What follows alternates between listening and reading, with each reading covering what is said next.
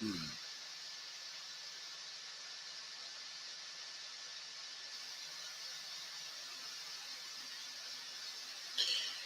Hello, everybody.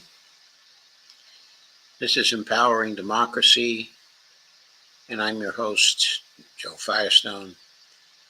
This is my reading of and commentary on the Carlson Putin interview, uh, um, part two.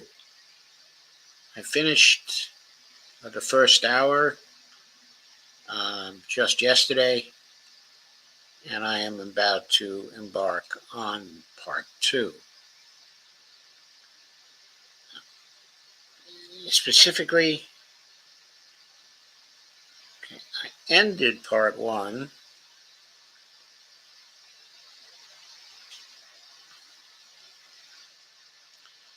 at about 1 hour and 2 minutes with an important question from Tucker Carlson. Before I go on to that, though, before I go on with it, I'm going to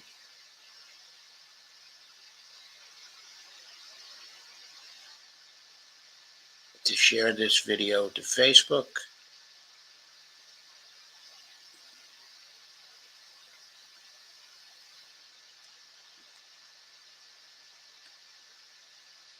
And there we go. So, let me go back to the interview. So Tucker asked at 1 hour, 2 minutes, and 38 seconds, will there be talks, and why haven't there been talks about resolving a conflict in Ukraine? Peace talks. And Vladimir Putin replies, there have been. They reached a very high stage of coordination of the positions in a complex process, but still they were almost finalized. But after we withdrew our troops from Kiev, as I have already said, the other side threw away all these agreements and obeyed the instructions of Western countries, the European countries, and the United States to fight Russia to the bitter end. Moreover, the president of Ukraine has legislated a ban on negotiating with Russia. He signed the decree forbidding everyone to negotiate with Russia. But how are we going to negotiate if he forbade himself and everyone to do this? We know that he's putting forward some ideas about this settlement, but in order to agree on something, we need to have a dialogue. Is that not right? Tucker says, well, but you wouldn't be speaking to the Ukrainian president, you'd be speaking to the American president. When was the last time you spoke to Joe Biden? Putin said, I cannot remember when I talked. Putin then said, talk to him. I do not remember. We could look it up. Tucker said, you don't remember? Putin said, no. Why do I have to remember everything? I have my own things to do. We have domestic political affairs. So Tucker says, well, he's funding the war that you're fighting, so I would think that would be memorable. Well, yes, he funds, but I talked to him before the special military operation started. That is before February 24th, 2022, just to comment on that. Of course, and I said to him then, by the way, I will not go into details, I never do, but I said to him then, quote, I believe you are making a huge mistake of historic proportions by supporting everything that is happening there in Ukraine by pushing Russia away, unquote. I told him repeatedly, by the way, I think that would be correct if I stop here. And Tucker pushed it, and he said, what did he say? And Putin said, ask him, please. It is easier for you. You are a citizen of the United States. Go and ask him. It is not appropriate for me to comment on the conversation. Tucker said, but you haven't spoken to him since before February of 2022. Putin said, no, we haven't spoken. Certain contacts are being maintained, though. Speaking of which, do you remember what I told you about my proposal to work together on a missile defense system? Tucker says, yes. Putin says, you can ask all of them. All of them are safe and sound, thank God. The former president is safe and sound. I think that was the former president. It was George Bush. And I think Mr. Gates and the current director of the intelligence agency, Mr. Burns, and the then ambassador to Russia, in my opinion, a very successful ambassador, they were all witnesses to these conversations. Ask them. Same here. If you are interested in what Mr. President Biden responded to me, ask him. Okay. At any rate, I talked to him about it. Tucker says, I'm definitely interested, but from the outside, it seems like this could devolve or revolve into something that brings the entire world into conflict and could initiate a nuclear launch. So why don't you just call Biden and say, hey, let's work this out? And Putin says, what's there to work out? It's very simple. I repeat, we have contacts through various agencies. I will tell you what we are seeing in this manner, what we are conveying to the U.S. leadership. If you really want to stop fighting, you need to stop supplying weapons. It will be over within a few weeks. That's it. And then we can agree on some terms. Before you do that, stop. What's easier? Why would I call him? Why should I talk to him about, or beg him for what? So what Putin's expressing there is he's expressing, look, there was a negotiation. It was nearly completed, but it was torpedoed by Boris Johnson, who came in and, reflecting the position of the United States, said to Zelensky, there was no reason to make peace with us. Instead, they collectively decided to fight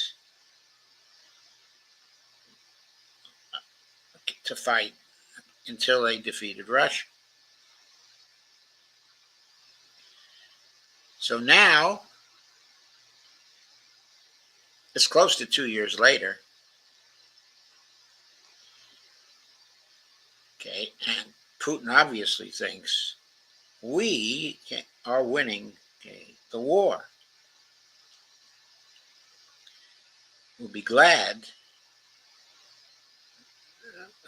to bargain on some terms, but we're not going to stop fighting until we get exactly what we want, including the denazification, of Ukraine. But you can stop the fighting if you really want to stop it. You have to stop supplying the weapons to Zelensky. That's going to stop the fighting.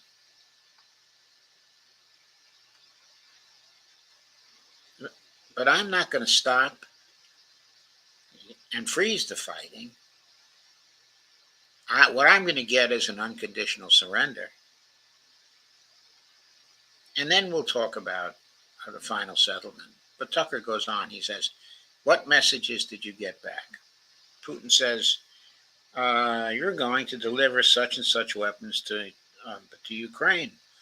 Oh, I'm afraid. Please don't. What is there to talk about? Tucker says, but do you think NATO is worried about this becoming a global war or a nuclear conflict? Putin says, at least that's what they're talking about. They're trying to intimidate their own population with an imaginary Russian threat.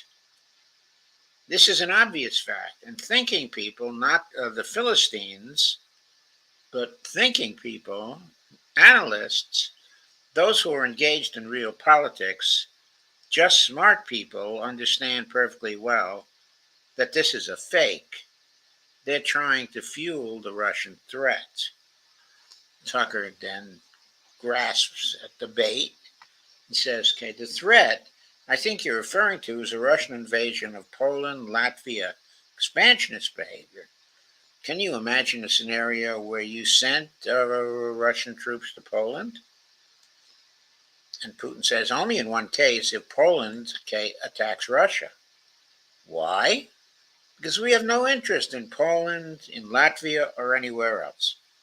Why we would do that? We simply don't have any interest. It's just threat mongering. Tucker says, well, the argument, I know you know this, is that, well, he invaded Ukraine. He has territorial aims across the continent. And you're saying unequivocally you don't. Putin says, and obviously this is an important statement from him, it is absolutely out of the question. You just don't have to be any kind of analyst. It goes against common sense to get involved in some kind of global war, and a global war will bring all humanity to the brink of destruction. It's obvious. There are certainly means of deterrence. They have been scaring everyone with us all along. Tomorrow, Russia will use tactical nuclear weapons. Tomorrow, Russia will use that. No, the day after tomorrow. So what? In order to extort additional money from U.S. taxpayers and European taxpayers in the confrontation with Russia in the Ukrainian theater war. The goal is to weaken Russia as much as possible. And I have to say, I agree with Putin on that. That was always the goal, was to weaken Russia as much as possible, and even to break up the Federation. That was the goal, to get rid of Putin and his regime and to break up the Federation. We all knew at the start of the war that was the objective. Tucker says, one of our senior United States senators from the state of New York, Chuck Schumer, said yesterday, I believe, that we have to continue to fund the Ukrainian effort, or U.S. soldiers, citizens could wind up fighting there. How do you assess that? Putin says, this is a provocation, and a cheap provocation at that. I do not understand why American soldiers should fight in Ukraine. There are mercenaries from the United States there. The bigger number of mercenaries comes from Poland, with mercenaries from the United States in second place and mercenaries from Georgia in third place. Well, if somebody has the desire to send regular troops, that would certainly bring humanity to the brink of very serious global conflict. This is obvious. Do the United States need this? What for? You're thousands of miles away from your national territory. Don't you have anything better to do? You have issues on the border, issues with migration, issues with the national debt, more than 33 trillion. He was a little behind in that respect. You have nothing better to do, so you should fight in Ukraine. I have to comment here. The size of the national debt for a monetary sovereign like the United States does not matter for fiscal sustainability. It doesn't do anything to lessen our fiscal sustainability. Okay, it's unimportant. Now, Putin may know that because he has some MMTers in his own country that he's in contact with, but also he may not know it. He may think the national debt is an issue. Anyway, he says you have nothing better to do, so you should fight in Ukraine. Wouldn't it be better to negotiate with Russia, make an agreement, already understanding the situation that is developing today, realizing that Russia will fight for its interests to the end, and realizing this actually returned to common sense, start respecting our country and its interests, and look for certain solutions? It seems to me that this is much smarter and also more rational. Now, I just want to add a comment here. Who among the presidential candidates are likely to do what Putin is asking for here? Well, clearly, it's not Biden. Clearly, it's not Trump. It seems like the candidates who are still running, who are likely to do this, include Jill Stein and Cornel West, Bobby Kennedy, uh, and maybe Dean Phillips. I don't know if anybody in the Republican Party would fit into this category, but it's important to note that neither Trump nor Biden are likely to negotiate with Russia. And you might say, well, Trump was friendly to Russia when he was the president. Uh, he wasn't really that friendly, with Russia. And whether he would be again is an entirely different question. I think it's up in the air. I don't think it's something that can be assumed based on recent statements that he has made. Tucker says, who blew up Nord Stream? Putin says, you, for sure. Tucker says, I was busy that day. I did not blow up Nord Stream. Thank you, though. Putin says, you personally have an alibi, but the CIA has no such alibi. Tucker says, did you have evidence that NATO or the CIA did it?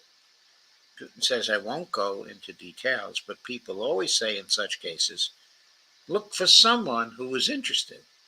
What people actually always say in these cases, look for who benefits, or cui bono. But Putin did not say that. I'm saying that. Who benefited from the Nord Stream pipeline getting blown up? Obviously, it was the United States who wanted to get all the NATO people to stick together, didn't want Germany to have an alternative. So they blew up the pipeline. And of course, the United States economically benefited from it because now Germans have to buy and Europeans have to buy very high priced liquid natural gas from the United States if they want liquid natural gas. Or they can buy it from India at much inflated prices after India imports it from Russia. Going on. But in this case, we should not only look for someone who's interested, but also for someone who has capabilities. Because there may be many people interested, but not all of them are capable of sinking to the bottom of the Baltic Sea and carrying out this explosion. These two components should be connected. Who is interested and who is capable, of doing it? Tucker says, I'm confused. That's the biggest act of industrial terrorism ever, and it's the largest emission of CO2 in history. Okay, so if you have evidence, and presumably given your security services, your intel services, you would, that NATO, the US, CIA, and the West did this, why wouldn't you present it and win a propaganda victory? And Vladimir Putin says, in the war of propaganda, it's very difficult to defeat the United States because the United States controls all the world's media and many European media. The ultimate beneficiary of the biggest European media are American financial institutions. Don't you know that? So it is possible to get involved in this work, but it is cost prohibitive, so to speak. We can simply shine the spotlight on our sources of information, and we will not achieve results. It is clear to the whole world what happened, and even American analysts talk about it, but directly it's true. Yes, but here's a question you may be able to answer. You worked in Germany famously. The Germans clearly know what their NATO partner did this, that their NATO partner did this and it damaged their economy greatly. It may never recover. Why are they being silent about it? That's very confusing to me. Why won't the Germans say something about it? Putin says, this also confuses me, but today's German leadership is guided by the interest of the collective West rather than its national interest. Otherwise, it is difficult to explain the logic of their action or inaction. After all, it is not only about Nord Stream 1, which was blown up, and the Nord Stream 2 was damaged. But one pipe is safe and sound, and gas can be supplied to Europe through it. But Germany does not open it. We are ready, please.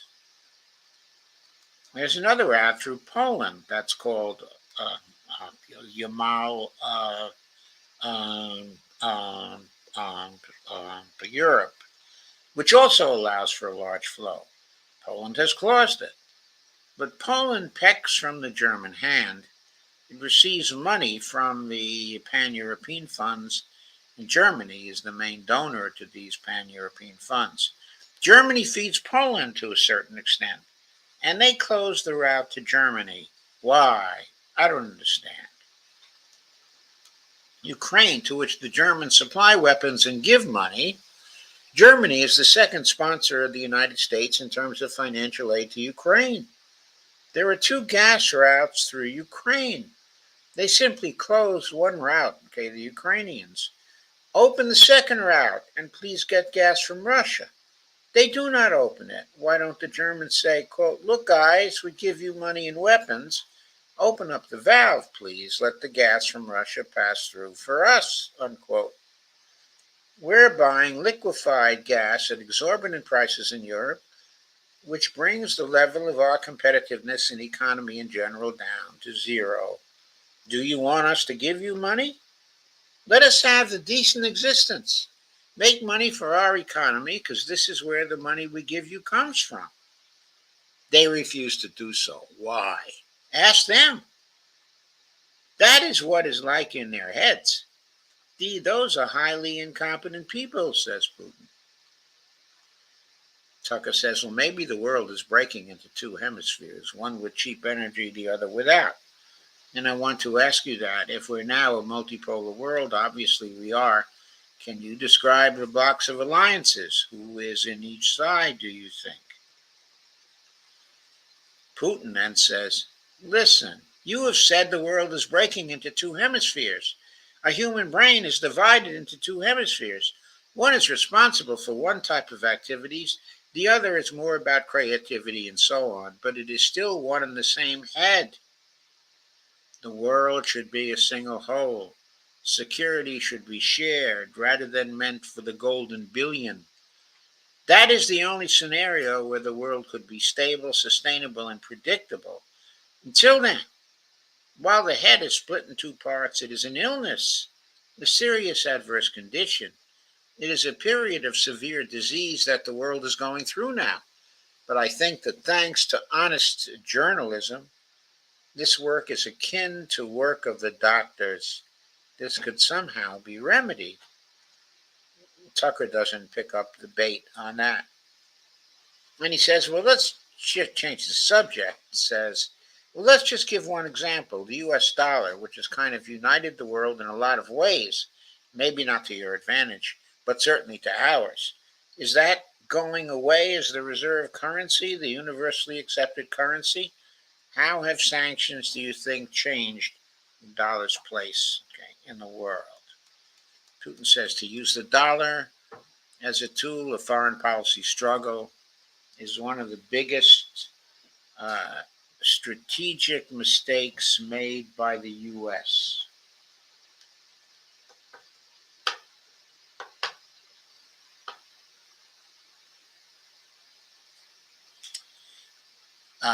The dollar is the cornerstone of the United States power. I think everyone understands very well that no matter how many dollars are printed, they're quickly dispersed all over the world. Inflation in the United States is minimal. It's about 3 or 4%. which is, I think, totally acceptable for the United States, but they won't stop printing.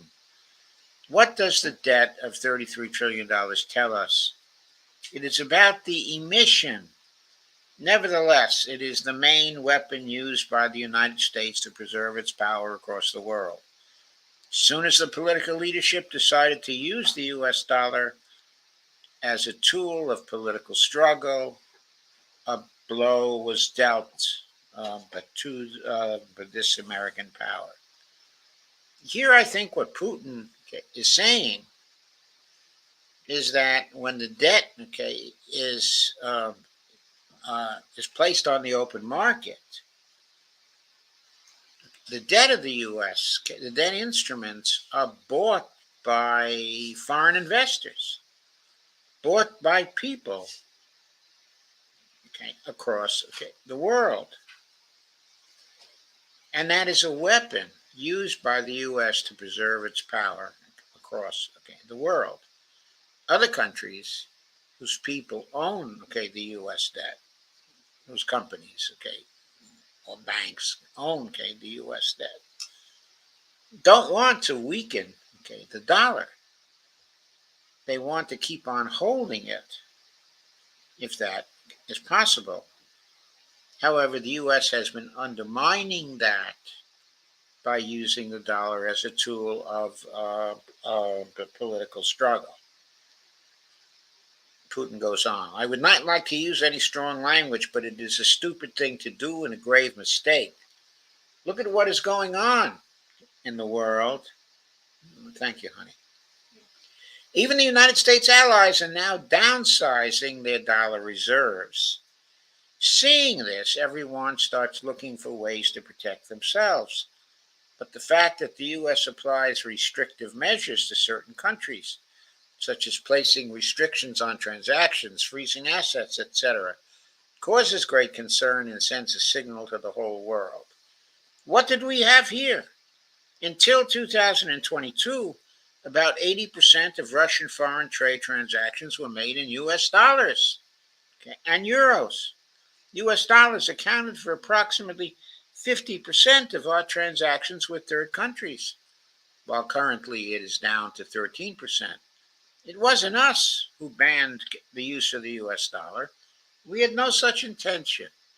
It was a decision of the United States of America to restrict our transactions in U.S. dollars. Excuse me a second.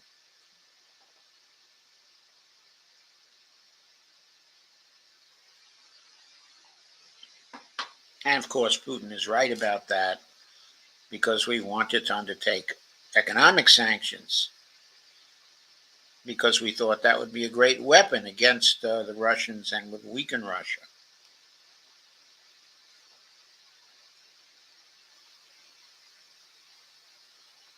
Turned out it didn't work.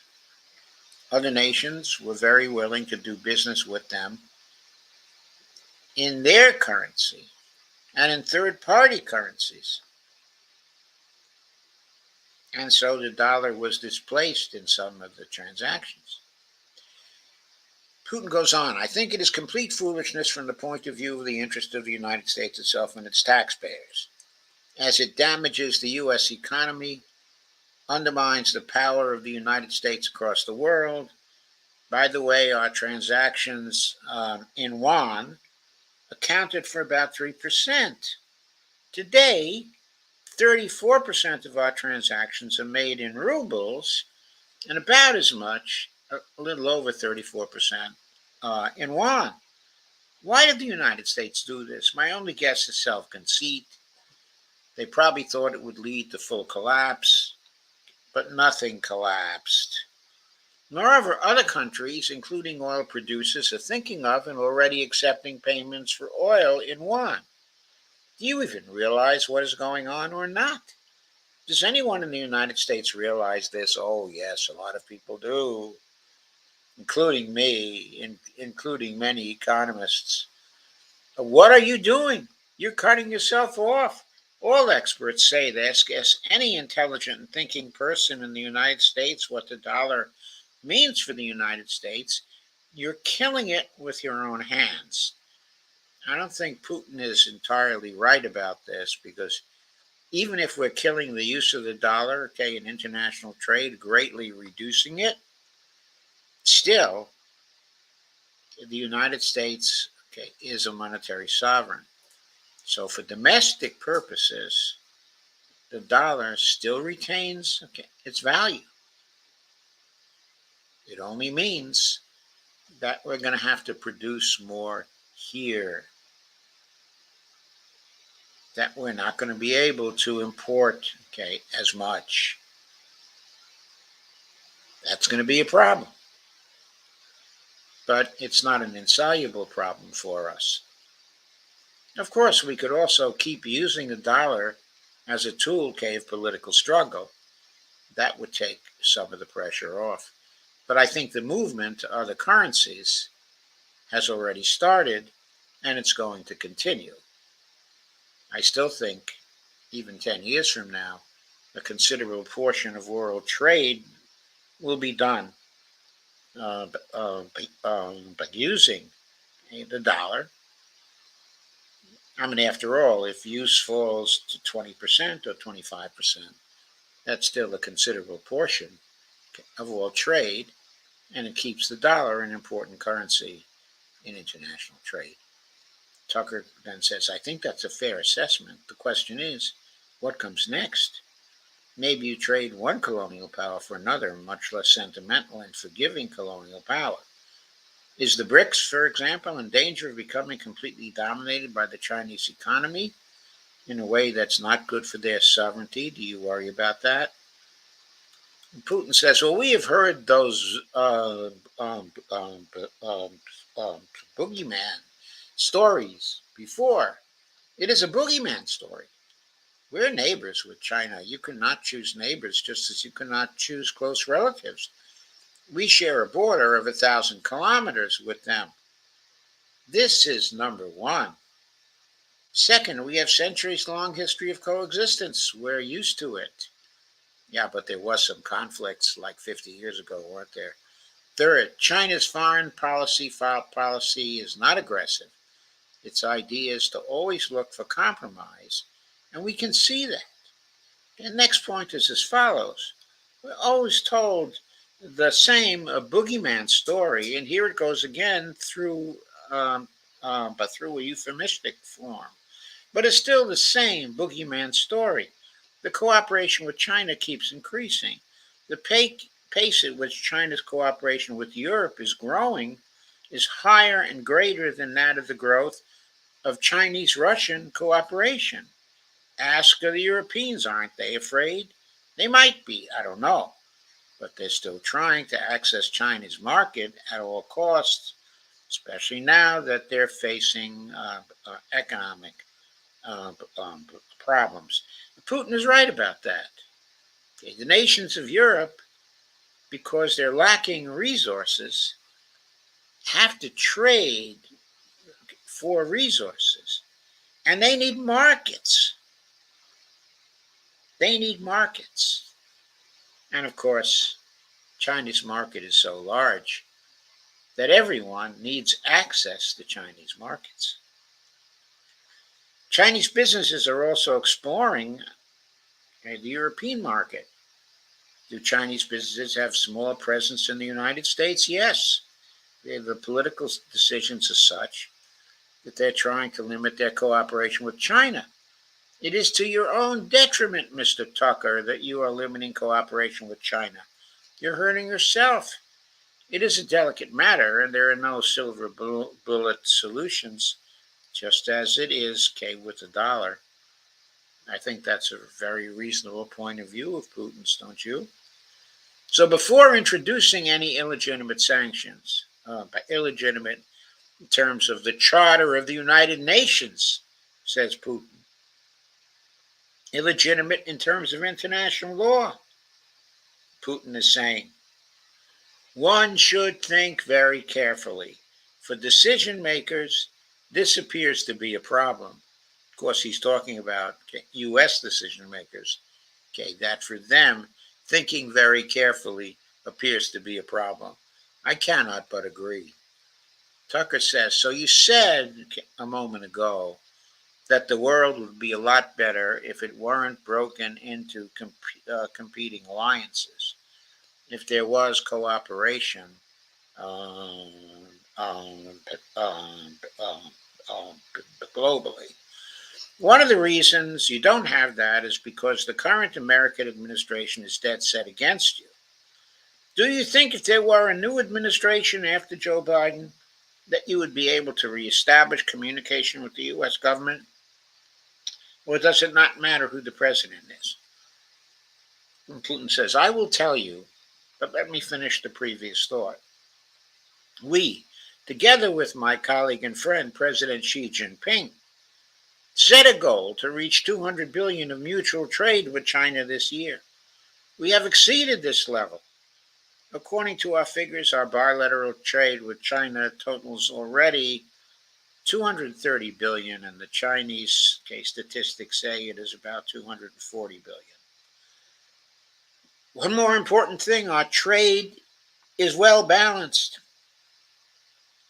It is mutually complementary in high tech, energy, scientific research, and development. It is very balanced.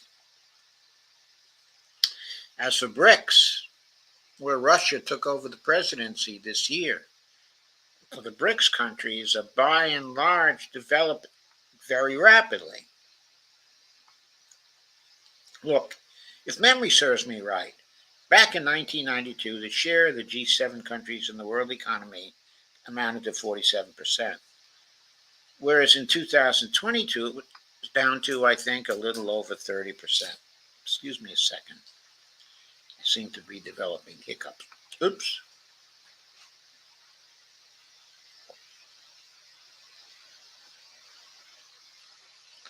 The BRICS countries accounted for only 16% in 1992, but now their share is greater than that of the G7. It has nothing to do with the events in Ukraine. This is due to the trends of global development and world economy, as I mentioned just now. And this is inevitable. This will keep happening. It is like the rise of the sun. You cannot prevent the sun from rising. Excuse me. You have to adapt to it. How do the United States adapt? With the help of force, sanctions, pressure, bombings, and use of armed forces. This is about self-conceit. Your political establishment does not understand that the world is changing under objective circumstances, and in order to preserve your level, even if someone aspires, pardon me, to the level of dominance, you have to make the right decisions in a competent and timely manner. Such brutal actions, including with regard to Russia and, say, other countries, are counterproductive. This is an obvious fact that has already become self-evident. And again, I just have to agree with Vladimir Putin. Anybody who thinks for a few minutes would agree with Vladimir Putin. You just asked me if another leader comes and changes something. It's not about the leader. It is not about the personality of a particular person. I had a very good relationship with, say, Bush. I know that in the United States he was portrayed as some kind of a country boy who does not understand much. I assure you this is not the case. I think he made a lot of mistakes, with regard to Russia, too. Told you about 2008 and a decision in Bucharest to open the NATO's doors for Ukraine and so on. That happened during his presidency. We actually exercised pressure on, the Europeans. But in general, on a personal human level, I had a very good relationship with him. He was no worse than any other American or Russian or European politician. I assure you he understood what he was doing as well as others. I had such personal relationship with Trump as well. It is not about the personality of the leader. It is about the elite's mindset. If the idea of domination at any cost, based also on forceful actions, dominates the American society, nothing will change. It will only get worse. But if in the end one comes to the awareness that the world has been changing due to the objective circumstances and that one should be able to adapt to them in time using the advantages that the U.S. still has today, then perhaps something may change. Here, I have to interject something. It is not entirely about the personality, okay, of the leader. It is about the mindset, okay, of the elite in general. But it's also true that certain leaders can change the mindset, okay, of the elite if the leaders are disposed, okay, to do so. Trump is not set on changing the mindset, okay, of the elite because Trump is mainly interested in making money for himself. And even though he may be charismatic with respect to some of the masses, okay, in the United States, he's not charismatic with respect to the elite. The elite, okay, in the United States is very cynical about him, even that part of the elite that is supporting Trump. They support him because they think they can gain advantages from him. But they don't have any real personal loyalty to Trump. Now, certainly Biden goes along with the mindset, okay, of the elite. He is a creature, okay, of the elite. He's a tool, okay, of the elite. He's not about to change the mindset, okay, of the elite. But there was a president once who changed the mindset, okay, of the elite substantially. And his name was John F. Kennedy. And he did this through deals, okay, with Nikita Khrushchev during the 1960s. Those deals did not end, okay, the Cold War, but they were the beginning of the end, okay, of the Cold War, because he adapted himself to the reality of the risk to everybody of having, a nuclear war. And so he met a crisis creatively and constructively, and he made a compromise, and this led to more and more compromises over the years until during the 1980s, the Cold War ended. So it is possible for leaders to have a big impact on the mindset, okay, of the elite. It's possible for presidents to have a great effect on the Congress. Certainly FDR had a great effect, okay, on the Congress. John Kennedy also had a great effect, okay, on the Congress. He was very effective in dealing with the Congress. And Lyndon Johnson was very effective, okay, in dealing with the Congress too. Certain presidents are very effective, okay, in that respect. And the United States is capable of change. We have seen it before, and we perhaps can see it again. Putin goes on. Look, China's economy has become the first economy in the world in purchasing power parity. Quite right. In terms of volume, it overtook the United States a long time ago. The USA comes second, then India, 1.5 billion people, and then Japan, with Russia in the fifth place. Russia was the first economy in Europe last year, despite all the sanctions and restrictions. I think Putin might have added here that even though Russia is now in fifth place, its potential is certainly sufficiently great that it should be able to catch up, with the Japanese in a rather short period, of time. Uh, I think the potential of Japan's economy to continue to grow is far less, than the potential of Russia's economy, to continue to grow. Uh, so he says Russia was the first economy in Europe last year, despite all the sanctions and restrictions. Is it normal from your point of view, sanctions, restrictions, and possibility of payments in dollars being cut off from SWIFT services, sanctions against the ships carrying oil, sanctions against airplanes, sanctions in everything, everywhere? The largest number of sanctions in the world which are applied against Russia, and we have become Europe's first economy during this time. The tools that the U.S. uses don't work. And of course, the evidence for this is reality. It is reality. Then, yes, well, one has to think about what to do. If this realization comes to the ruling elites, then yes, then the first person of the state will act in anticipation of what the voters and the people who make decisions at various levels expect from this person. Then maybe something will change. Putin is right about that also.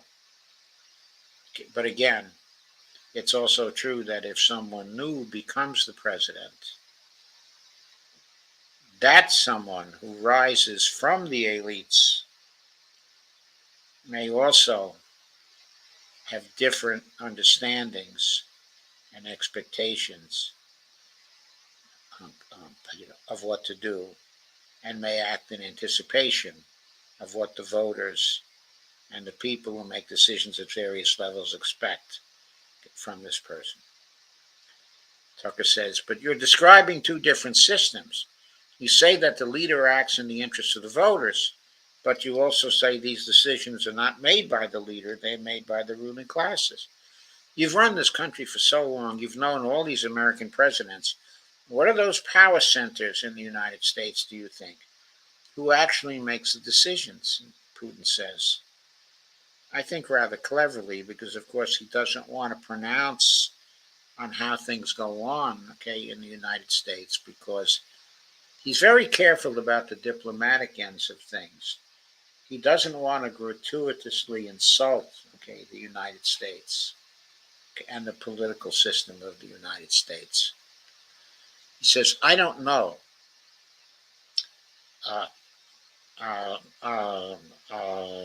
America is a complex country, conservative on one hand, rapidly changing on the other. It is not easy for us to sort it all out. Who makes decisions in the elections? Is it possible to understand this when each state has its own legislation? Each state actually regulates itself. Someone can be excluded from elections at the state level. It is a two-stage electoral system. It is very difficult for us to understand it. Certainly there are two parties that are dominant, the Republicans and the Democrats. And within this party system, the centers that make decisions, that prepare decisions, then look why, in my opinion, after the collapse of the Soviet Union, such an erroneous, crude, completely unjustified policy of pressure was pursued against Russia. After all, this is a policy of pressure: NATO expansion, support for the separatists in the Caucasus, the creation of a missile defense system. These are all elements of pressure, pressure, pressure. Then dragging Ukraine into NATO is all about pressure, pressure, pressure. Why?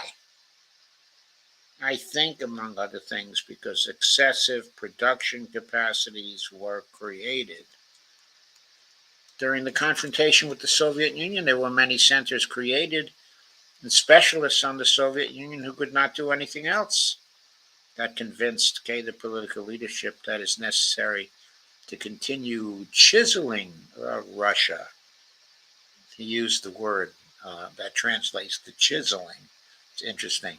To try to break it up, to create on this territory several quasi-state entities and to subdue them in undivided form to use their combined potential for the future struggle with China.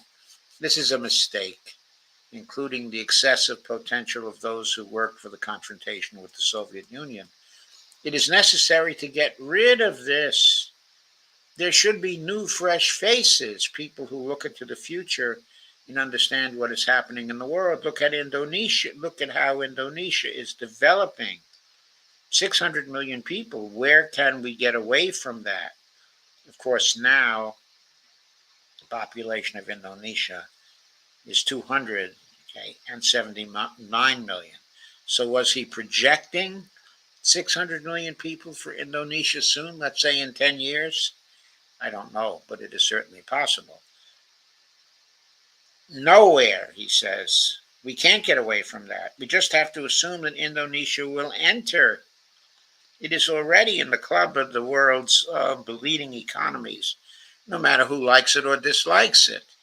Yes, we understand and are aware that in the United States, despite all the economic problems, the situation is still normal, with the economy growing decently. The GDP is growing 2.5%. Uh, If I'm not uh, um, but, actually mistaken. But if we want to ensure the future, then we need to change our approach to what is changing. Uh, I think what's being reflected in this thought here is that Russia intends to increase its ties, to Indonesia, and that under its presidency, it intends to bring the state of Indonesia into BRICS. That Russia and China intend to do that because they see Indonesia as an emerging force, in the world. And they want to have very good relations, with Indonesia. So I think we will see this. Putin goes on, as I already said, the world would nevertheless change regardless of how the developments in Ukraine end. The world is changing, and the United States themselves, experts, are writing that the United States are nonetheless gradually changing their position in the world. It is your experts who write that. I just read them. The only question is how this would happen. Painfully and quickly, or gently, and gradually. And this is written by people who are not anti-American. They simply follow global development trends. That's it. And in order to assess them and change policy, we need people who think, look forward, can analyze and recommend certain decisions at the level, of the political leaders. I'm sure here he's thinking of experts like John Mearsheimer and maybe especially Jeffrey Sachs, people who are Americans, who are not anti-Americans, but they know what is going on, in the world. Putin, I think, has met some of these people. I think Xi Jinping has met also some of these people. I think they have also seen, the videos. Pretty sure Putin is aware of Scott Ritter, and how he thinks. And as he says, that's it. And in order to assess them and change policies, we need people who think, look forward, can analyze and recommend certain decisions at the level, of the political leaders. Tucker asks, I just have to ask, you said clearly NATO expansion eastward is a violation of the promise you all were made in 1990. It's a threat to your country. Right before you sent troops into Ukraine, the Vice President of the United States went to the Munich Security Conference and encouraged the President of Ukraine to join NATO. Do you think that was an effort to provoke you into military action? And Putin replies, I repeat once again, we have repeatedly proposed to seek a solution to the problems that arose in Ukraine after the coup d'etat in 2014 through peaceful means, but no one listened to us. And Putin's telling the truth here. He did repeatedly propose to seek a solution after the coup d'etat in 2014, which was aimed at the Russians living in the Ukraine and indirectly at Russia. There is no question that this coup, backed by the United States, was a hostile move towards Russia and Russian interests. And yet Putin tried repeatedly from 2014 to 2022 to pursue a peaceful solution. And no one listened. Not only that, even after the war started, in the early months of the war, he tried to pursue a peaceful solution. And the Ukrainians and Russians were very close to an agreement. And then Boris Johnson and Joe Biden, because Boris Johnson was representing Joe Biden in this, were able to talk to Zelensky and convince him that he had to not finally sign the peace treaty with the Russians. Going on. Moreover, the Ukrainian leaders who were under the complete U.S. control suddenly declared they would not comply with the Minsk agreements. Those were agreements that were signed by Ukrainian leaders. They disliked everything there and continued military activity in that of the territory. What he's talking about is their military activity in the Donbass, attacks on their own population. Okay, in the Donbass. Okay, and remember, in the first hour of this, what we talked about was the area inside of Ukraine that had historically been Russian, part, okay, of Novorossiya, the area on the left bank, okay, of the Dnieper. It was the population in that area that the Ukrainian government was attacking with planes, with artillery, killing 14,000 people between 2014 and 2022. Going on. And in parallel, that territory was being exploited by NATO military structures under the guise of various personnel training and retraining centers. They essentially began to create bases there. That's all. Ukrainians announced that the Russians were a non-titular nationality.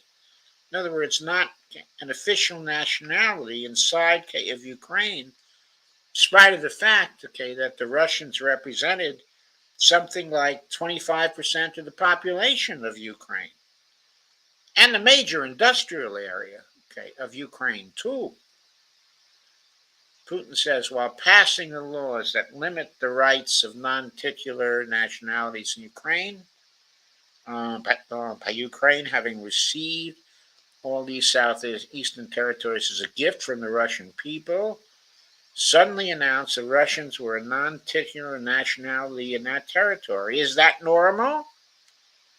All this put together led to the decision to end the war that neo-Nazis started in Ukraine in 2014. Tucker says, do you think Zelensky has the freedom to negotiate a settlement to this conflict? Putin says, I don't know the details, of course. It's difficult for me to judge, but I believe he has. In any case, he's used to have. His father fought against the fascist Nazis during World War II. Someone put forward a correction to Putin in this respect, which seems correct. It wasn't actually Zelensky's father who fought against the fascists and Nazis during World War II. It was actually Zelensky's grandfather. I once talked to him about this. I said, quote, Volody, what are you doing? Why are you supporting neo-Nazis in Ukraine today while your father fought against fascism. He was a frontline soldier, unquote. I will not tell you what he answered. This is a separate topic, and I think it's incorrect for me to do so. But as to the freedom of choice, why not? He came to power on the expectations of the Ukrainian people that he would lead by Ukraine to peace. He talked about this. I have to interject, okay, at this point, that okay, I don't know if Putin was being completely honest here, because there are many people who think that since the neo-Nazis got so high up in the government, okay, of Ukraine, that they actually had people, okay, who were close to Zelensky, okay, who were in a position, okay, to actually, okay, assassinate him if he went against, okay, their interests. Now, I don't understand myself details here to what extent, okay, this was true, and the extent of the control they had over him may have varied. I think it may have been much greater at the start of the war, okay, than later, when I understand, uh, okay, that some people from Britain, okay, were brought in to help to protect him. So he may actually have more freedom now to make a deal than he had at the start of the war. But these are just speculations, okay, on my part. They're not based on hard knowledge. I don't have any inside knowledge of what's going on inside of there. Okay, but I think that Putin isn't really necessarily right about this. He goes on, he says, it was thanks to this that he won the elections overwhelmingly. But then when he came to power, in my opinion, he realized two things. Firstly, it is better not to clash with neo-Nazis and nationalists because they are aggressive and very active. You can expect anything from them. Secondly, the U.S.-led West supports them. So notice Putin's saying he thinks the U.S. West was supporting the Nazis, okay, Ukraine, and will always support those who antagonize with Russia. It is beneficial and safe, so he took the relevant position. Despite promising his people to end the war in Ukraine, he deceived his voters. Putin, okay, is right about that, but that is not unusual. Our presidents very often deceive our voters, as do the leaders of many other nations. Tucker Carlson says, do you think at this point, as of February 2024, he has the latitude, the freedom to speak with you or your government directly about putting an end to this, which clearly isn't helping this country or the world? Can he do that, do you think? So Tucker pushed that issue. Putin says again, why not? He considers himself head of state. He won the elections. Although we believe in Russia that the coup d'etat is the primary source of power for everything that happened after 2014. In this sense, even today, government is flawed, but he considers himself the president, and he is recognized by the United States, all of Europe, and practically the rest of the world in such a capacity. Why not? He can. We negotiated with the Ukraine and Istanbul. We agreed. He was aware of this. Moreover, the negotiation group leader, Mr. Arakamia, is his last name, I believe, still has the faction of the ruling party, the party of the president in the Rada. He still has the presidential faction in the Rada, the country's parliament. He still sits there. He even puts his preliminary signature on the document I'm telling you about. But then he publicly stated to the whole world, we were ready to sign this document, but Mr. Johnson and the Prime Minister of Great Britain came and dissuaded us from doing this, saying it was better to fight Russia. They would give everything needed for us to return what was lost during the clashes with Russia, and we agreed with this proposal, unquote. Look, his statement has been published. He said it publicly. Can they return to this or not? The question is, do they want it or not? Further on, the president of Ukraine issued a decree prohibiting any negotiations with us. Let him cancel that decree, and that's it. We have never refused, to negotiate. Indeed, we hear all the time, quote, is Russia ready, unquote. Yes, we have not refused. It was them who publicly refused. We'll let him cancel his decree and enter into negotiations. We have never refused, and the fact that they obeyed, the demand or persuasion of Mr. Johnson, the former Prime Minister of Great Britain, seems ridiculous and very sad to me because, as Mr. Arakamiya put it, we could have stopped those hostilities with war a year and a half ago already. But the British persuaded us and we refused this. Where is Mr. Johnson now? The war continues. Bonnie is saying, wow. Tucker says, that's a good question. Where do you think he is and why did he do that? And Putin says, hell no, I don't understand it myself. That was a general starting point. For some reason, everyone had the illusion Russia could be defeated on the battlefield because of arrogance, because of a pure heart, but not because of a great mind. Tucker says, you've described the connection between Russia and Ukraine. You've described Russia itself a couple of times as orthodox. That's central to your understanding of Russia. You've said you are orthodox, but what does that mean for you? You are a Christian leader by your own description. So what effect does that have on you? As I already mentioned, in 988, Prince Vladimir himself was baptized, following the example of his grandmother, Princess Olga. Then he baptized his squad, and gradually, over the course of several years, he baptized all the Rus. It was a lengthy process from pagans to Christians. It took many years, but in the end, this orthodoxy, Eastern Christianity, deeply rooted itself in the consciousness of the Russian people.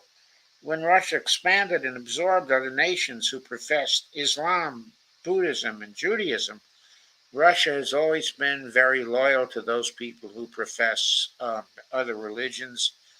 This is her strength. This is absolutely clear. And here I have to interject a comment.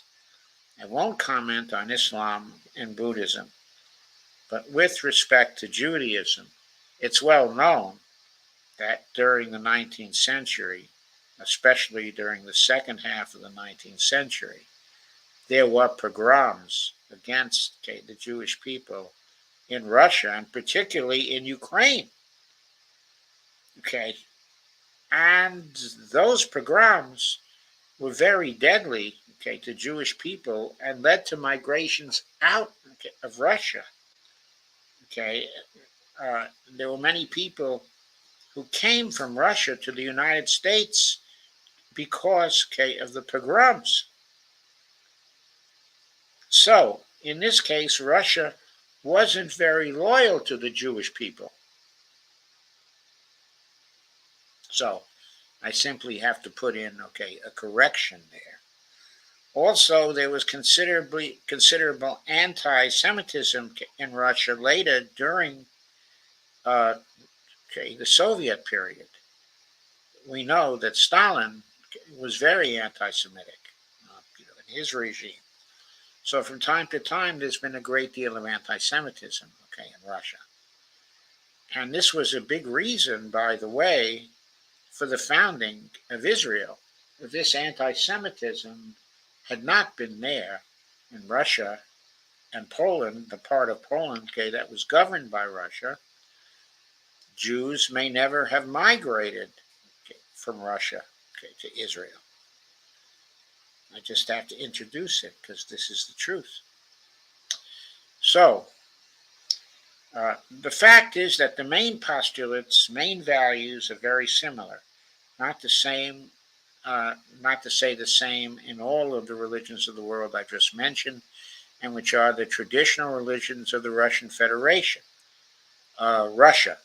By the way, Russian authorities were always very careful about the culture and religion of those people who came into the Russian Empire. This is my opinion. forms the basis of both security and stability of the Russian statehood. I think there's no doubt that Putin feels that way, and that, he is very tolerant of other religions inside of Russia. All the peoples inhabiting Russia basically consider it their motherhood. If, say, people move over to you or to Europe from Latin America, an even clearer and more understandable example, people come, but yet they have come to you or to European countries from the historical homeland. The people who profess different religions in Russia consider Russia their motherland. They have no other motherland. We are together. This is one big family, and our traditional values are very similar. I've just mentioned one big family, but everyone has his or her own family, and this is the basis of our society. If we say that the motherland and the family are specifically connected with each other, it is indeed the case. It is impossible to ensure a normal future for our children and our families unless we ensure a normal, sustainable future of the entire country for the motherland. This is why patriotic sentiment is so strong in Russia. I think that statement gives a window into the way Putin thinks, and that it's an important basis for his success in once again uh, essentially uniting Russia and creating an upsurge of patriotism, in Russia. This is reflected, by the way, in the enlistments in the Russian army in its current expansion.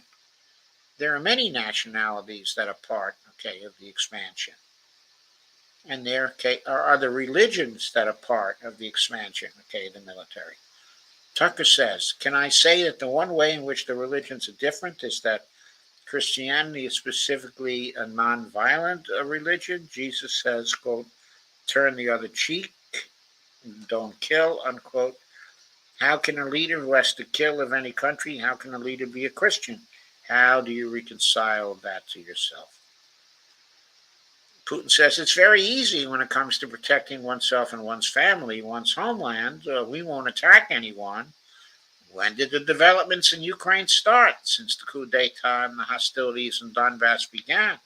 That's when they started. We're protecting our people, ourselves, our homeland, and our future. As for religion in general, it's not about external manifestations. It's not about going to church every day or banging your head on the floor. It is in the heart. And our culture is so human oriented. Dostoevsky, who is very well known in the West and the genius of Russian culture, the Russian literature, spoke a lot about this, about the Russian soul. So, by the way, did Tolstoy, in his novels, and maybe he was in even closer to the Russian soul, than it was Dostoevsky. I say this as someone who has read them both. After all, Western society is more pragmatic. Russian people think more about the eternal, about moral values. I don't know. Uh, uh, uh, uh, uh, Perhaps you won't agree with me. The Western culture is more pragmatic after all. I'm not saying this is bad. It makes it possible for today's golden million billion to achieve good success in production, even in science and so on. There's nothing wrong with that. I'm just saying that we look the same, that our minds are. So, do you see the supernatural at work as you look out across what's happening in the world now? Tucker interrupts. Do you see God at work? Do you ever think to yourself, these are forces that are not human? Putin says, no, to be honest, I don't think so. My opinion is that the development of the world community is in accordance with inherent laws, and those laws are what they are. It's always been this way in the history of mankind. Some nations and countries rose, became stronger, and were more numerous, then left the international stage, losing the status they had accustomed to. There's probably no need for me to give examples, but we could start with the Genghis Khan and horde conquerors, the Golden Horde, and then end with the Roman Empire. It seems there's never been anything like the Roman Empire in the history of mankind. Nevertheless, the potential of barbarians gradually grew, as did their population in general. The barbarians were getting stronger and began to develop economically, as we would say today. This eventually led to the collapse of the Roman Empire and the regime imposed by the Romans. However, it took 5 centuries for the Roman Empire to fall apart. The difference with what is happening now is that all the processes of change are happening at a much faster pace than in Roman times. Putin has a grasp of history and the grand scope of it, which I think exceeds Tucker Carlson's, don't you? So when does the AI empire start? Okay, do you think? Putin says you're asking increasingly more complicated questions. To answer them, you need to be an expert in big numbers, big data, and AI. Mankind is currently facing many threats due to the genetic researches.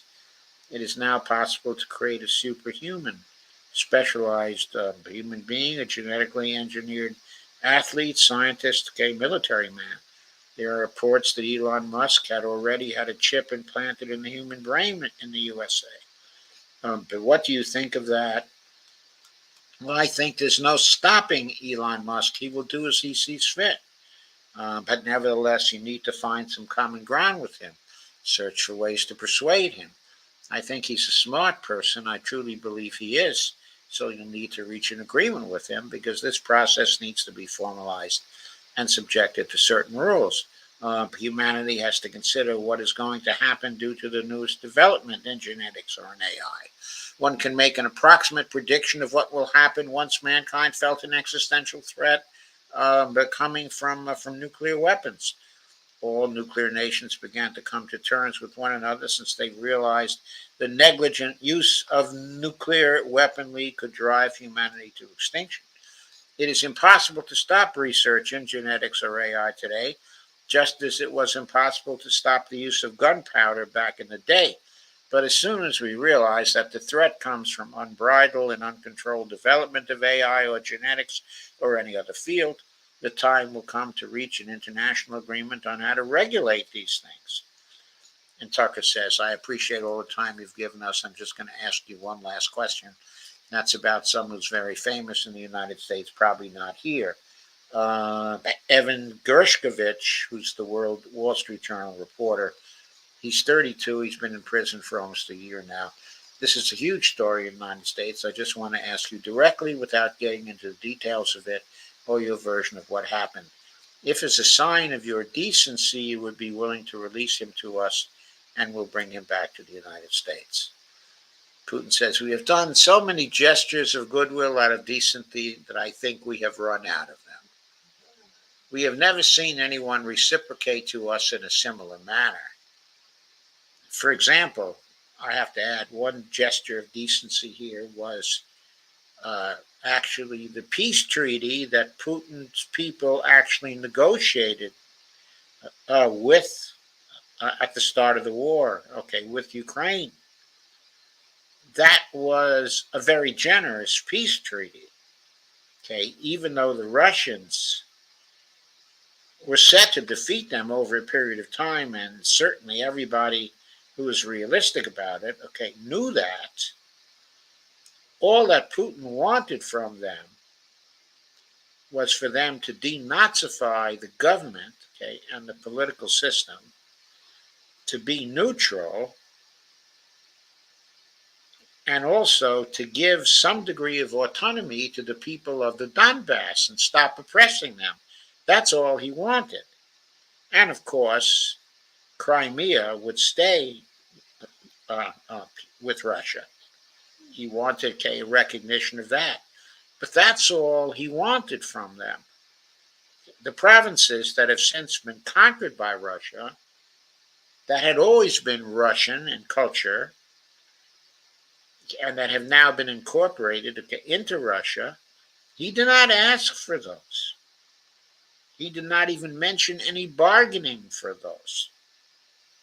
He did not say anything about the other Russian areas, Odessa or anything else. That was a very generous peace agreement that was offered, to Ukraine at the time.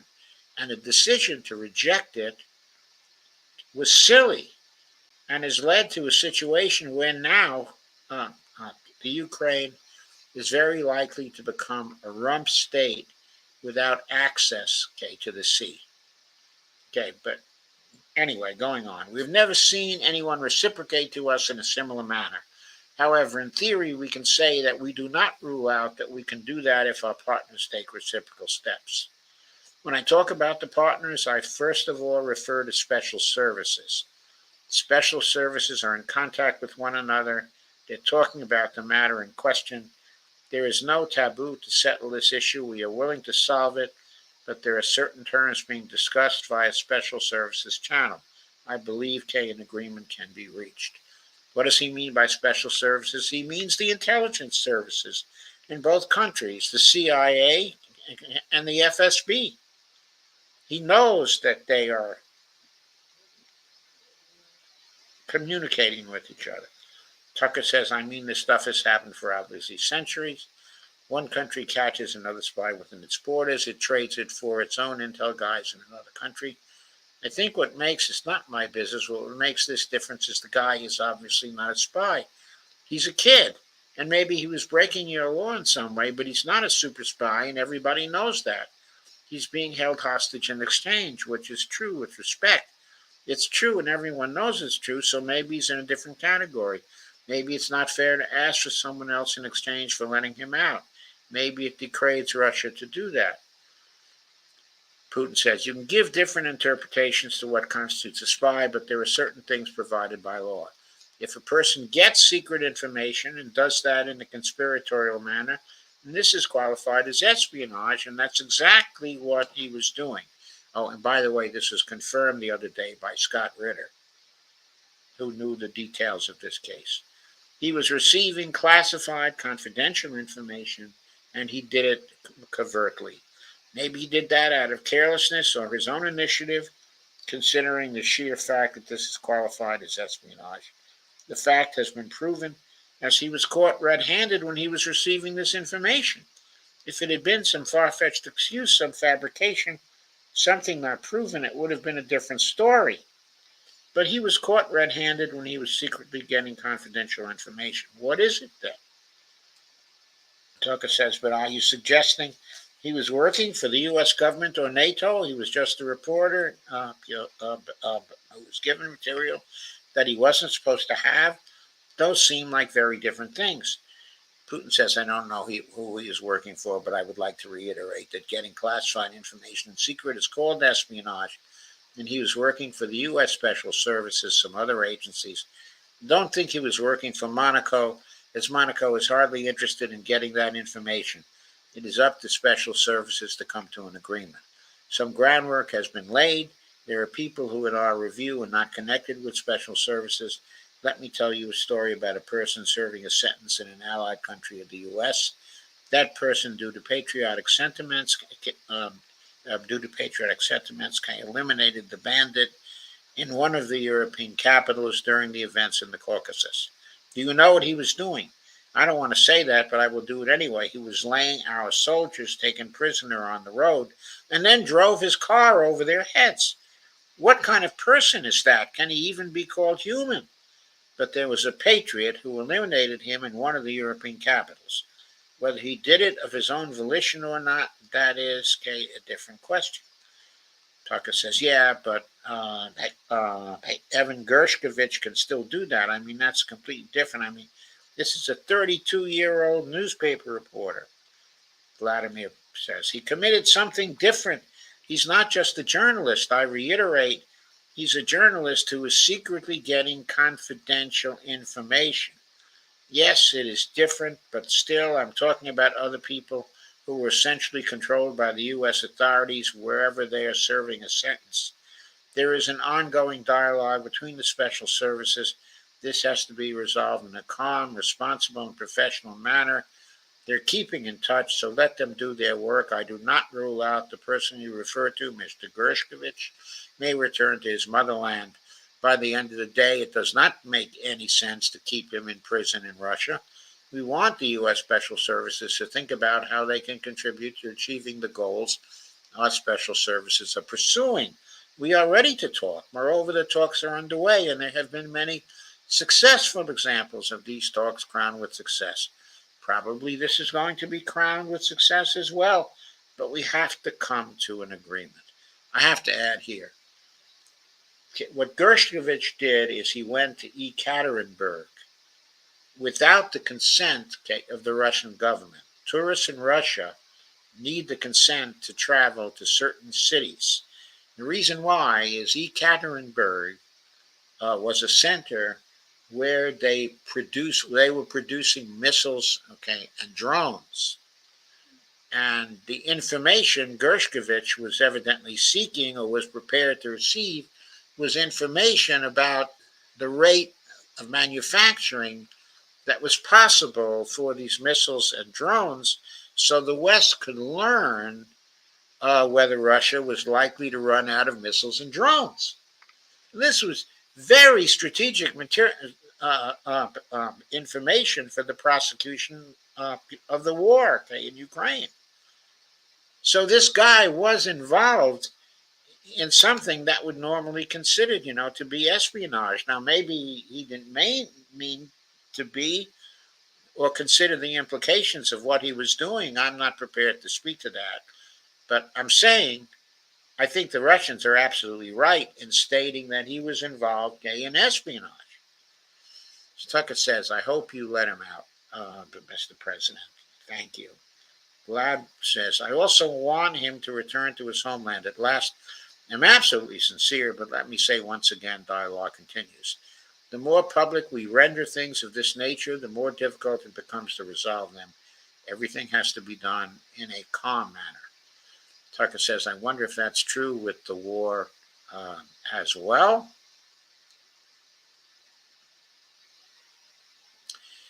Also, I guess I want to ask one more question, which is maybe you don't want to say so for strategic reasons, but are you worried that what's happening in Ukraine could lead to something much larger and much more horrible? And how motivated are you just to call the U.S. government and say, quote, let's come to terms, unquote? Boy, Tucker has asked this question in many different ways. I think he's being really silly about it. And Putin just says, I already said we did not refuse to talk. We're willing to negotiate. It is the Western side, and Ukraine is obviously a satellite state of the U.S. It is evident. I do not want you to take it as if I'm looking for a strong word or an insult, but we both understand what is happening. The financial support, 72 billion US dollars, was provided. Germany ranks second, and other European countries come. Dozens of billions of US dollars are going to Ukraine. I'm emphasizing this, I think, in a little more excitement than Putin did. He just answered him, but I'm giving, my own emphasis to this. Tucker says, of course. Putin says, there's a huge influx of weapons. In this case, you should tell the current Ukrainian leadership to stop and come to the negotiating table. Rescind this absurd decree. We did not refuse. Tucker says, sure, but you already said it. I didn't think you meant it as an insult because you already said correctly. It's been reported that Ukraine was prevented from negotiating peaceful settlement by the former British Prime Minister acting on behalf of the Biden administration. So, of course, they're a satellite. Big countries control small countries. That's not new. That's why I asked about dealing directly with the Biden administration, which is making these decisions, not President Zelensky of Ukraine.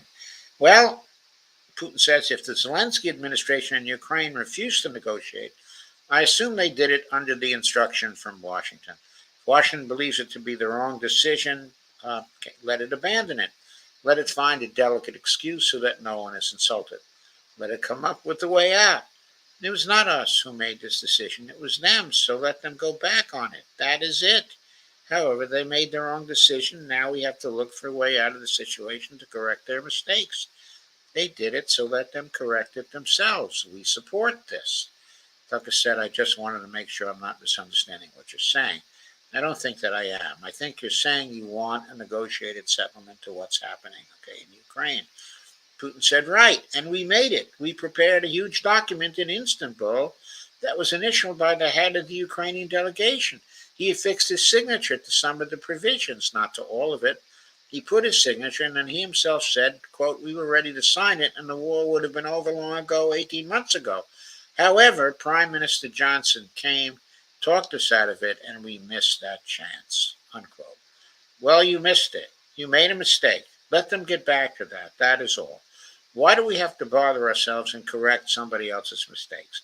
I know one can say it is our mistake. It was us who intensified the situation, decided to put an end to the war that started in 2014 in Donbass, as I have already said, by means of weapons. Let me get back to furthering history. I already told you this. We were just discussing it. Let us go back to 1991. We were promised that NATO would not expand to 2008, when the doors to NATO opened, okay, the declaration of state sovereignty of Ukraine, declaring by Ukraine a neutral state. Let us go back to the fact that NATO and U.S. military bases started to appear on the territory of Ukraine, creating threats to us. Let us go back to the coup d'etat in Ukraine in 2014. It is pointless, though, isn't it? We may go back and forth endlessly, but they stopped, okay, the negotiations. Is it a mistake? Yes. Correct it. We are ready. What else is needed? Tucker said, you think it's too humiliating this point for NATO to accept Russian control? What was 2 years ago by Ukrainian territory? Putin said, I said, let them think how to do it with dignity. There are options if there is a will. Up until now, there has been the uproar and screaming about inflicting a strategic defeat on Russia on the battlefield. Now they're apparently coming to realize it's difficult to achieve, if possible at all. In my opinion, it is impossible by definition. It is never going to happen. It seems to me that now those who are in power in the West have come to realize this as well. If so, the realization has set in. They have to think what to do next. We are ready for this dialogue. Tucker says, would you be willing to say, quote, congratulations, NATO, you won, unquote, and just keep the situation where it is now? Putin says, it is a subject matter for the negotiations. No one is willing to conduct or to put it, okay, or to put it more accurately. They're willing, but do not know how to do it. I know they want to. It is not just I see it, but I know they do want it. But they're struggling to understand how to do it. They have driven to the situation to the point where we are at. It is not us who have done that. It is our partners, okay, opponents who have done that.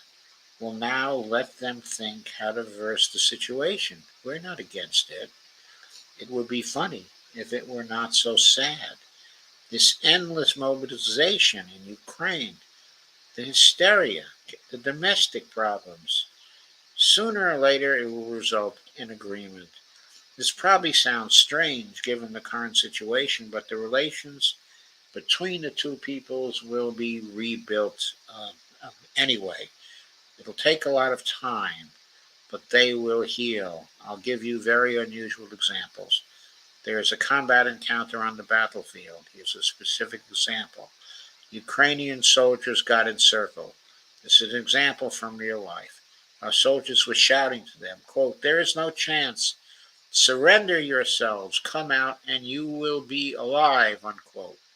Suddenly, the Ukrainian soldiers were squealing from there in Russian, perfect Russian, saying, quote, Russians do not surrender.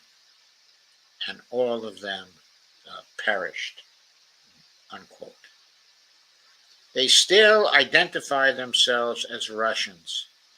What is happening is, to a certain extent, an element of civil war. Everyone in the West thinks the Russian people have been split by hostilities forever. Now they will be reunited. The unity is still there. Why are the Ukrainian authorities dismantling the Ukrainian Orthodox Church?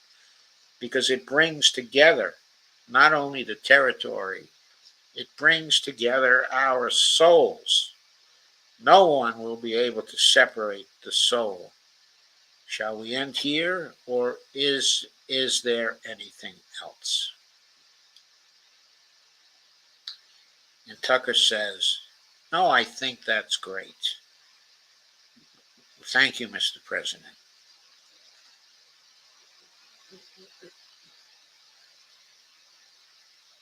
Free speech is bigger than any one person or any one organization.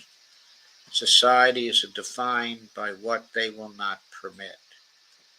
What we're watching is the total inversion, of virtue. So that's what Tucker said, to end this. I thought that Putin's closing, was a beautiful closing of what he expects to happen, um, um, in the longer run. It was also a statement about where the West finds itself and what is likely to happen. Because on the battlefield, the Russians are very close, to breaking this open.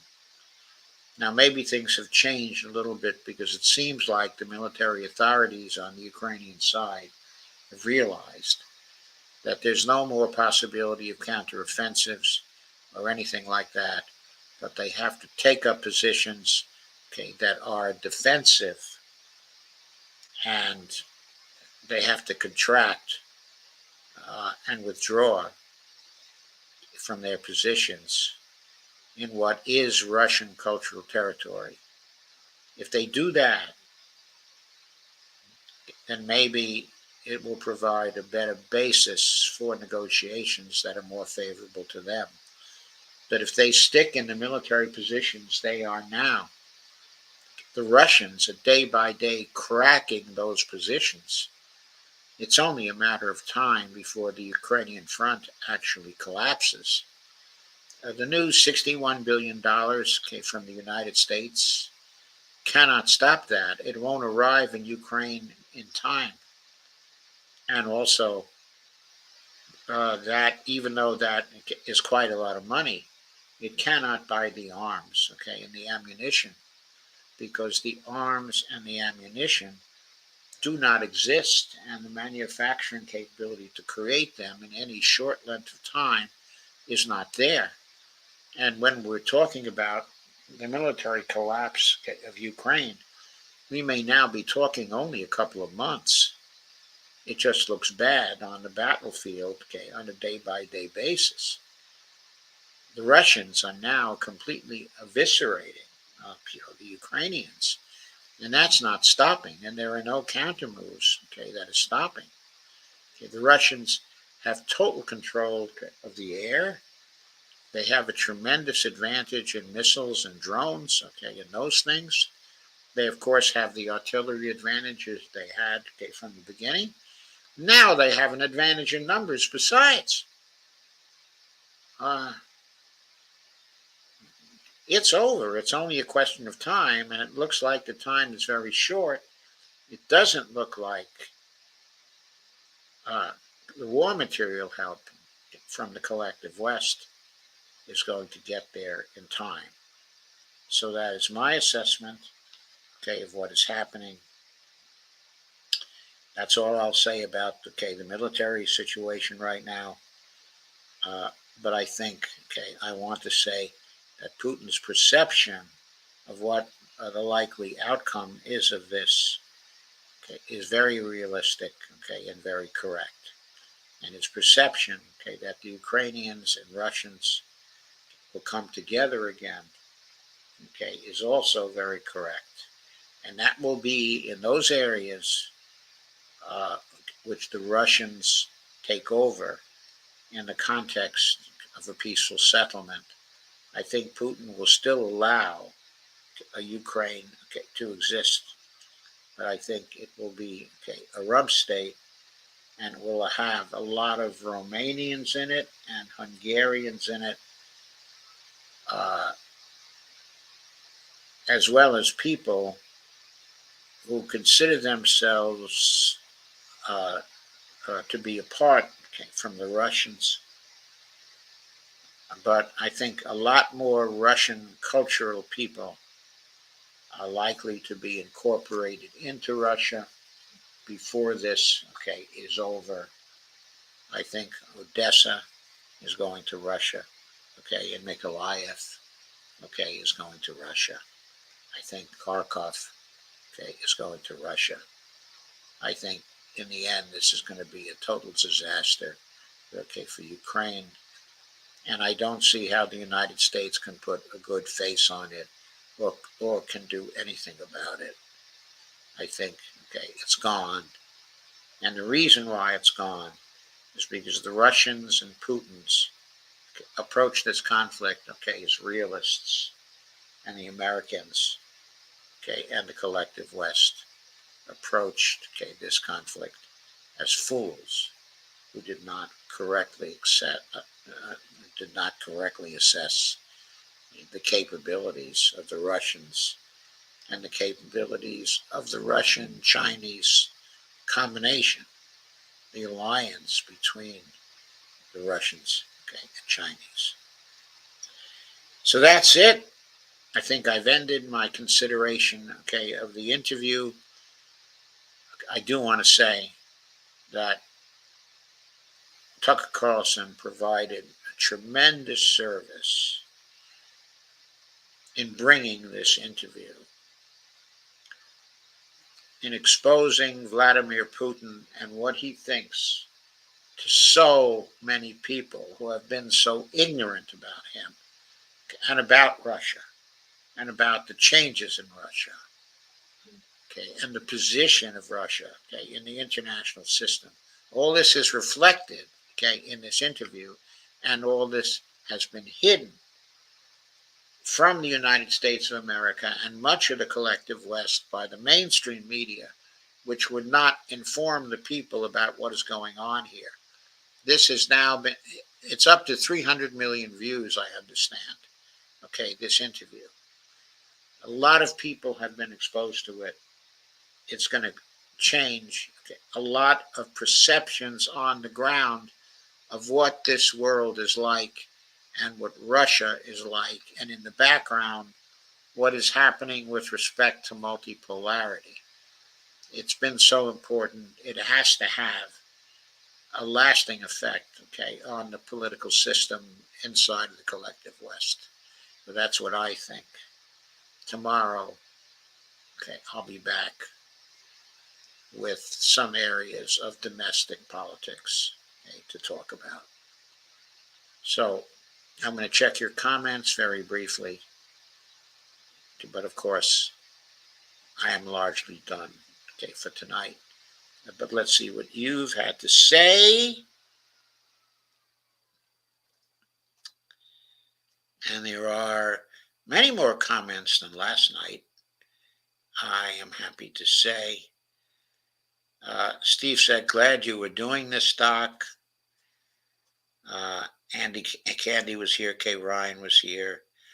Andy says, hi, guys. Boy, I bet Germany has gone back to splitting wood and burning stoves instead of buying that expensive U.S. arm twisting gas. I think in many ways they've gone back to coal. Steve says, Putin sounds very sane and logical. Yeah, doesn't he? He sounds very sane, and logical, and almost friendly.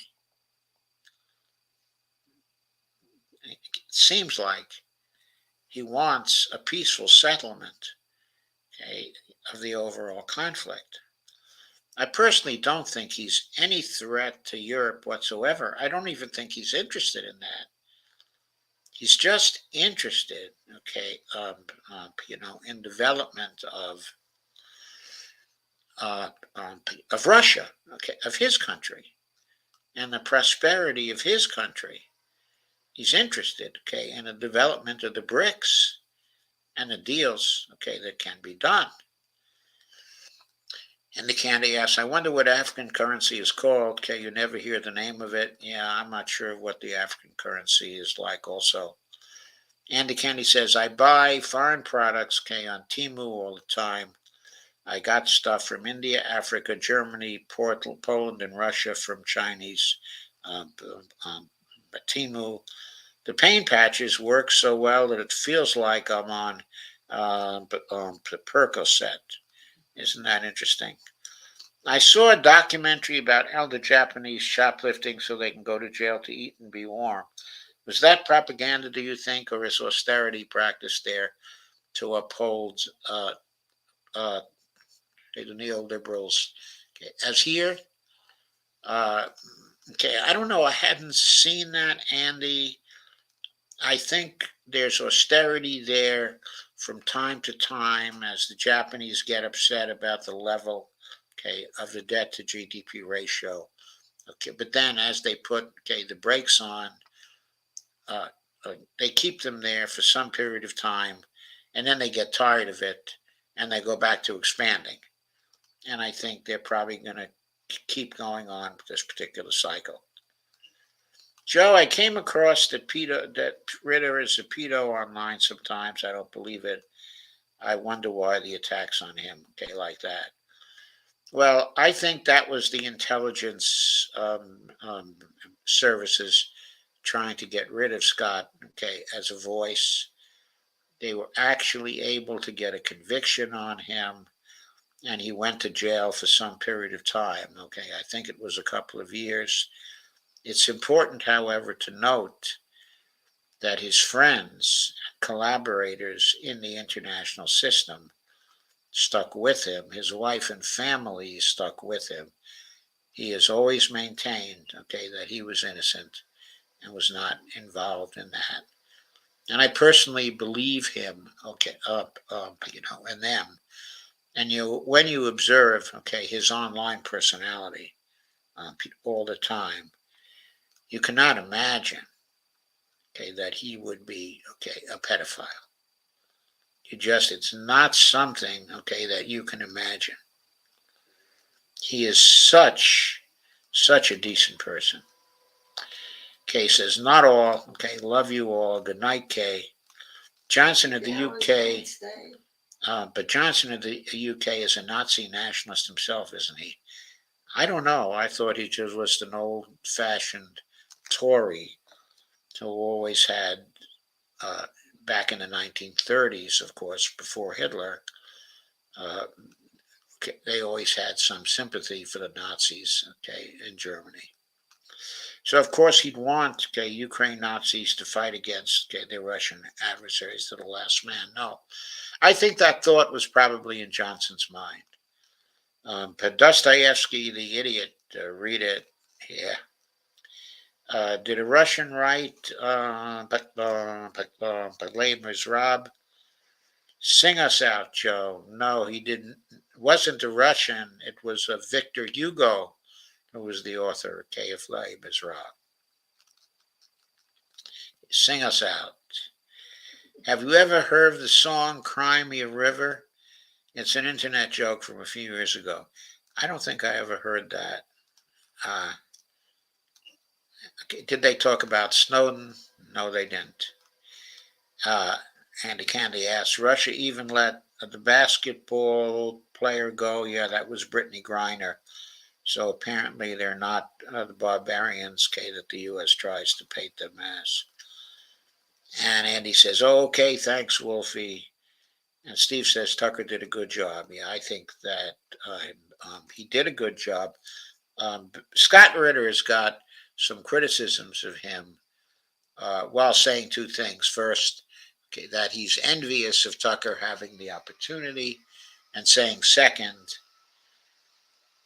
that even if someone else, okay, had the opportunity who'd been able to bring out some bigger issues, okay, with respect to Putin, that person could not have had the impact of Tucker, okay, because Tucker has such a large audience here in the United States. And Tucker was the only one who could have had the impact, okay, which was created for the interview.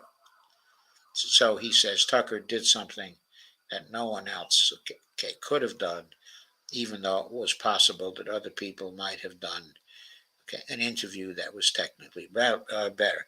Now, Ukrainians discontent that Zelensky keeps sacrificing their sons and daughters instead of coming to the table with Russia, okay, at the wishes of the U.S. Uh, there's a lot of discontent there. How much longer, Joe? And she says, I wish that banner wasn't over your mouth. It helps me when I can read your lips. So I'm sorry, Andy. I'll be careful of that in the future. Steve says, loved it. Andy says, loved your commentary throughout the interview. Andy says, thank you, Andy. But did you hear that the Netherlands are taking a stand against, okay, the genocide? Uh, that really surprises me. I did not hear it, and that surprises me because the guy who recently took over, okay, the Netherlands, okay, specifically Wilders, Geert Wilders, okay, is very right wing. Steve Wolfbrand says, got to get to bed. Andy Kenning says, well, the Ukrainians in the U.S. that came because of the war go back to Ukraine, or do they get to stay automatically? I think they get to stay, and I think a lot of them are going to get to stay. And I think the population of Ukraine is probably going to decline after the war from the 43 million before the war to at least maybe 25 million. Okay, when you consider, okay, the departure of the people who are going to be incorporated, okay, into Russia, and also the people who have left. So this is going to be a much smaller and less, okay, important country. And it will be neutral. The Russians will get their way. Steve Wolfbrand says, okay, good night. And Andy says, Tucker doesn't want a nuclear war, so he did something. Steve says 300. I'm not sure what. Oh, 300 millions. Andy Kenny says, are you doing several segments tomorrow? Oh, if you're talking about the population of Indonesia, I just checked it. Okay, in the earlier stream today, it was 279 million. Andy says, are you doing several segments tomorrow? Yeah, I will probably do several segments, okay, tomorrow. And Steve says, oh, wait, I do have some constraints, okay, tomorrow. I have to go to Tyson's Corner, okay, for a medical scan. And one way or another, that's probably going to take me most of the day. So if I do several segments, they're going to be very much towards the late afternoon, okay, in the evening. I may have to be content with 2 segments, okay, tomorrow, but we'll see. And he says, I always got the impression that Europe welcomes the Russians wholeheartedly. I don't get that impression, okay, at all. I don't think Europe cares for the Russian tourists much. And I think that's been going on for a long time. So Andy Candy said Netherlands sold no more F-35 parts for Israel. That's wonderful. That's certainly wonderful. Thank you, Andy. Thank you, Steve. Thank you, Kay. And thank you to whoever else was here. I think the discussion was good. I enjoyed it. And I'll see you tomorrow, ending the stream.